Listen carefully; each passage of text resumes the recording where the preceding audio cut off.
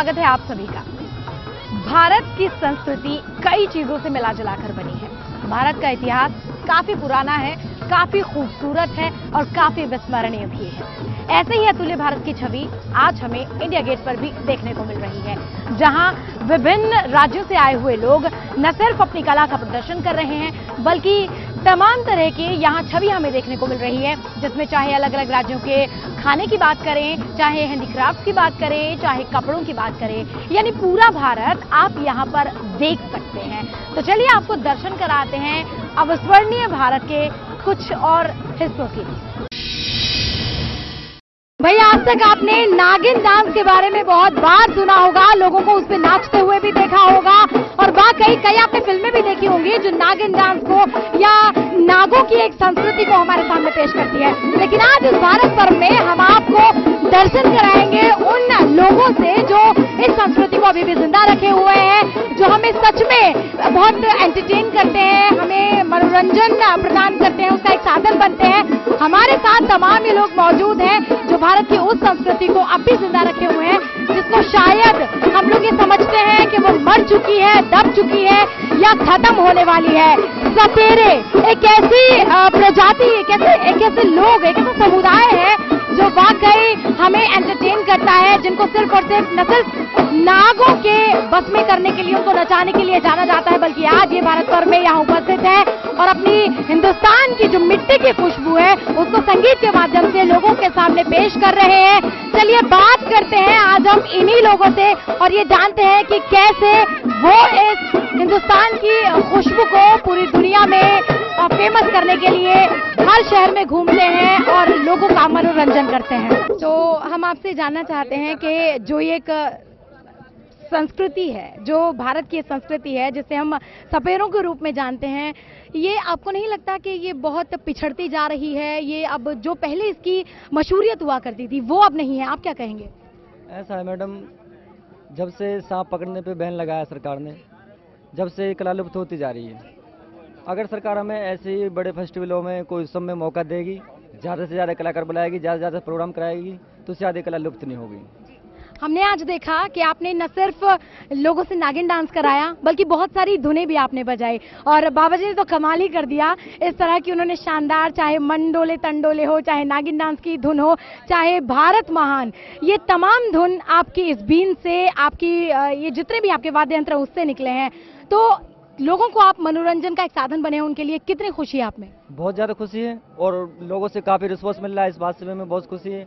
हम कोशिश कर रहे हैं कि देशभक्ति धुनें बजा करके लोगों को जो हमारे शहीद है उनकी याद दिला सकें, इसीलिए हमारा मेन मकसद यहाँ पर आने का है। लोग बहुत पसंद कर रहे हैं, काफ़ी एंजॉय कर रहे हैं, हम लोग भी एंजॉय कर रहे हैं। अभी इससे पहले 26 जनवरी पे जहाँ लाल किले पे प्रोग्राम हुआ था ये अपना पर्व, तो वहाँ पर भी हम लोगों को बुलाया गया था। कोई भी बड़ा उत्सव हो भारत में, पर विदेश में हम लोगों को बुलाया जाता है। हम दुबई फेस्टिवल किया, हमने इटली गए, या अभी विशाखापट्टनम में इंडियन नेवी का प्रोग्राम था, 53 देशों की नेवी आई थी, वहाँ पर भी हम लोगों ने परफॉर्म किया।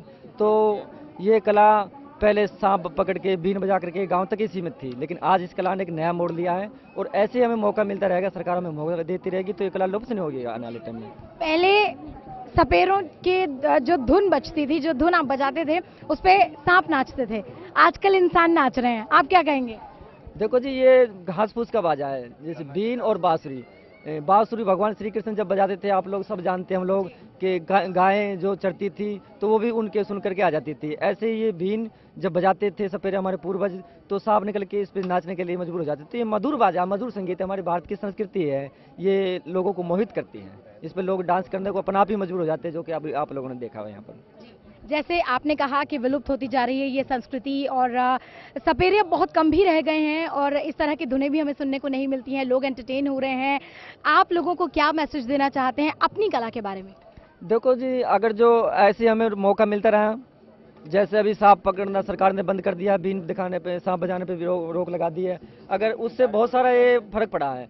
अगर जो ऐसे ही जो बंद रहा है ना ये सिस्टम, तो ये कुछ दिनों में कला बिल्कुल खत्म हो जाएगी। इससे क्या कि जैसे हमें ऐसे कलाकारों को मौका देते है सरकार ऐसे उत्सवों में, लेकिन उसमें 10 या 12 कलाकार बुलाती जाता है, बाकी और 10-20 हज़ार कलाकार हमारे लोग सपेरा जाती है, उन पर बहुत बड़ा इस पर संकट का इस पर वो है, वो संकट में है। अगर जो उसको हमें खुला कर दिया जाए, सरकार ने खुद तो चिड़ियाघर में बंद करके सब जानवर वो मर जाते हैं, जब भी निकालते हैं हम लोग 2 महीने में 3 महीने में उन्हें छोड़ देते हैं। और उससे हमारे परिवार बहुत संकट में है।